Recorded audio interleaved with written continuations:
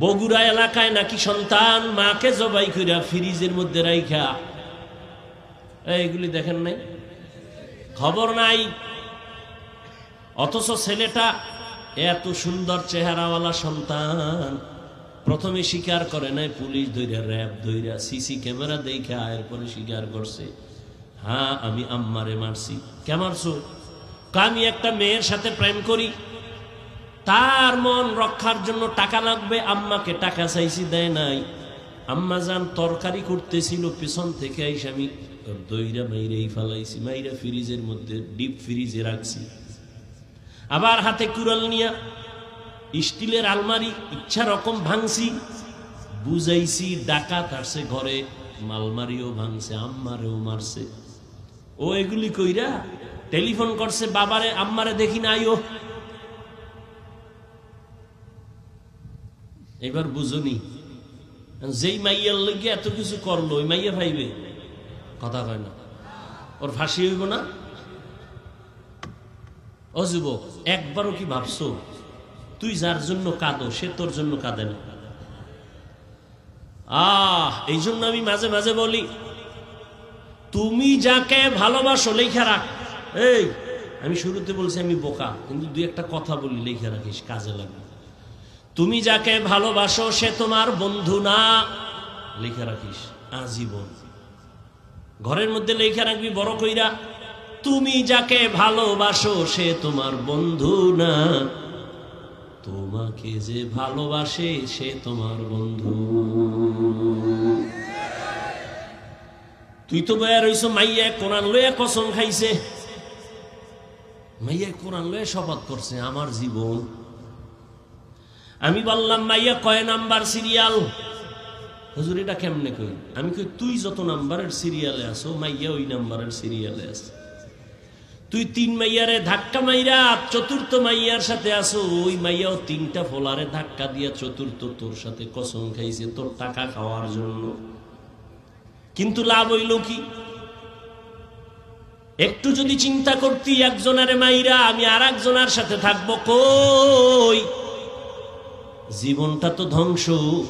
মেয়েও জেলখানায় যাবে, তুইও জেলখানায় যাবি, পস্তে পস্তে মরবি, না দুনিয়া পাইলি না আখিরাত পাইলি। জীবনের অমূল্য সম্পদের নাম চরিত্র, আখলাক। মোবাইল দিয়া জীবনটারে নষ্ট করছো। আল্লাহ দইরা নিয়ে আইছে কোরআনের বাগানে, এরপর মোবাইলের মায়া ছাড়তে পারো না।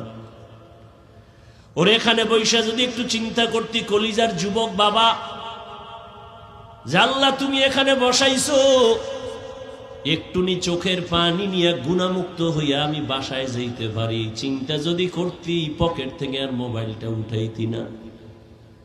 ওই মোবাইল নিয়ে টালবাহানা করতে করতে দেখবি মোনাজাত হয়ে গেছে, 800 খালি যাবি খালি বয়ানের, কিছুই বুঝলি না রে বাবা।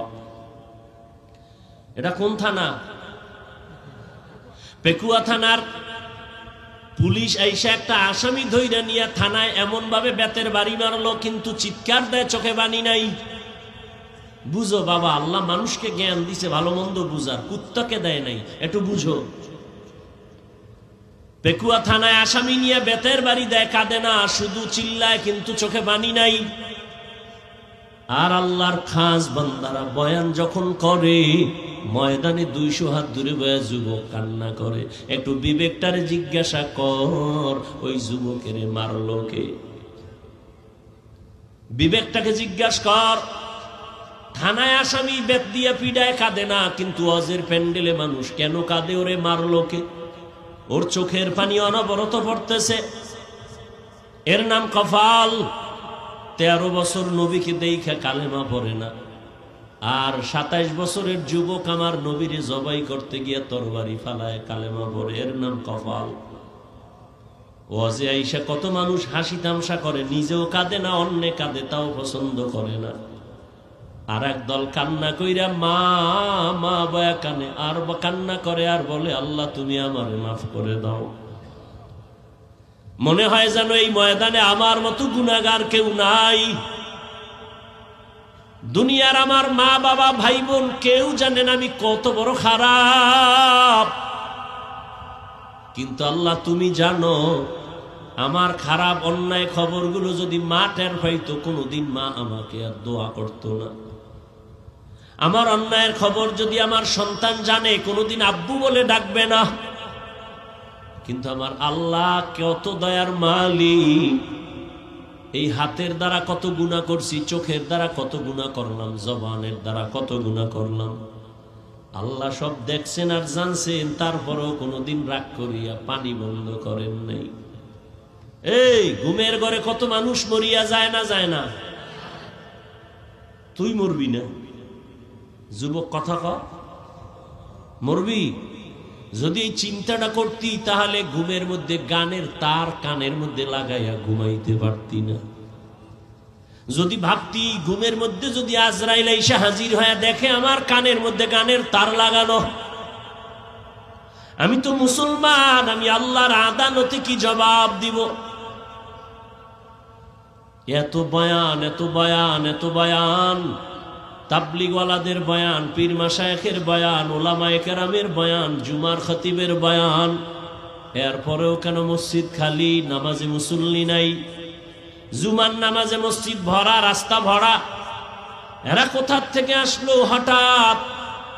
চট্টগ্রামের বান্দরবনের জঙ্গল থেকে বোধহয় চলে আইছে। হ্যাঁ, তাহলে এরা ফজরে কইছিল, আসরে কই গেল?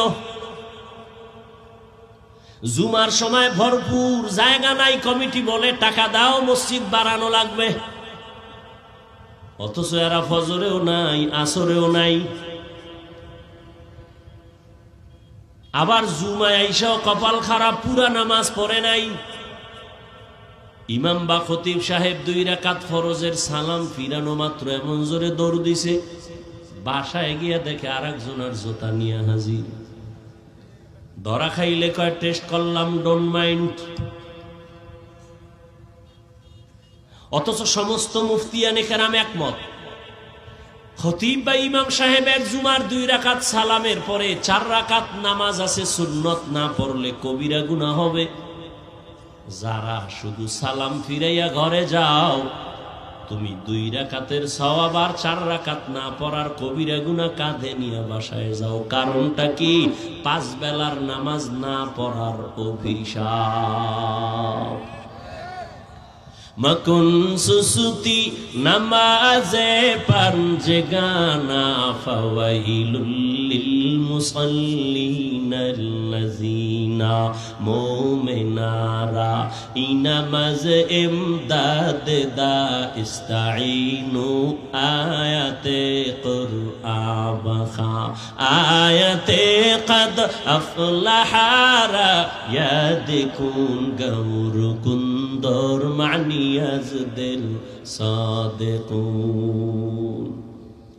রহমতের নবী বলেন, বাইনাল আবদি ওয়া বাইনাল কুফরি তারকুস সালাহ।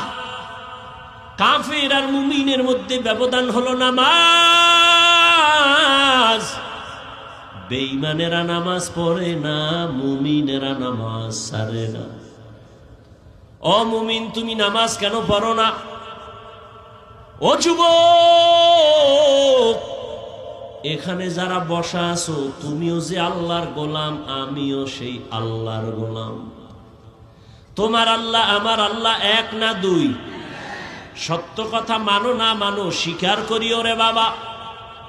ও যুবক, তোমার নবী আমার নবী, তোমার আল্লাহ আমার আল্লাহ, তোমার কোরআন আমার কোরআন, তোমার কাবা আমার কাবা, তোমার ধর্ম আমার ধর্ম, তোমার কালেমা আমার কালেমা। তুমি আমি দুনিয়াতে আসছি, সিস্টেম এক, শুধু পেকুয়ার মানুষ মনে হয় জানো লঙ্গি ভরে আসছে দুনিয়ায়। সব এক। বিদায় যেদিন হবে সেদিন কাফনের সংখ্যা হবে 3টা। শুধু এই এলাকার মানুষের জন্য একটা বেশি। তুমি ধনী হইয়াও যদি মরে যাও, টাকার সম্মানে কেউ একটা কাফন কেউ বাড়াইয়াও দিবে না। রিক্সা ড্রাইভার গরিব যদি মরে যায়, গরিব হওয়ার কারণে একটা কাফন কেউ কমাইয়াও দিবে না। আমি হাফিজুর রহমান বক্তা হওয়ার কারণে সম্মানে একটা কাফন কেউ বাড়াবে না। সবার বেলায় 3 কাফন, কালার হবে আলাদা। হুজুরদের কাফনের কালার একরকম, আপনাদেরটা আর এক রকম। কে হুজুর না, কে ইমাম, কে মুক্তাদি, কে ডাক্তার, কে রোগী, কে ধনী, কে গরিব, সবার বেলায় কাফন হবে তিনটা, কালার হবে এক। কবরের সাইজও কি না? আপনাদের এলাকায় এক হাত বড়, সবার কবরের সাইজ এক। কবরে রাখার পরে প্রশ্ন হবে তিনটা, তাও এক। আমাকে যেই প্রশ্ন আপনাকেও সে একই প্রশ্ন, রবের পরিচয় দাও, ধর্ম